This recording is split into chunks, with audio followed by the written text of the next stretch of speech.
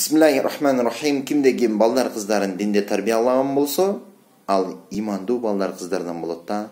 Имандуу балдар кыздар эн атасын сыйлаган балдар кыздардан болот. Кээ бир адамдар бар, балам ичсе, жесе, кийинсе, машина айдаса болду дейт. Бирок динди үйрөтпөйт. Динди үйрөтпөгөнүн себебинен атасын, энесин каралар үйүнө алып барып коет. Же тилин укпайт. Және урмат сыйлабайт.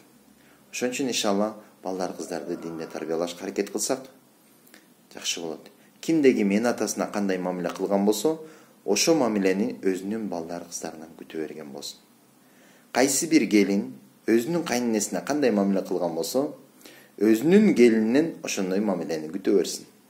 Инналлаху сариюл хисаб, инналлаха сариюл хисаб. Акыйкатта Алла Таала батыл эсеп кылса болуп коет. Ошон үчүн иншалла бардыгыбыз алдыңкыларга жакшы мамиледе, жумшак мамиледе, иншалла икромдоо, кызматта бололу.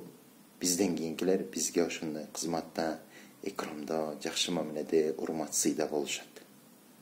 Аллах кабыл кылган болсун.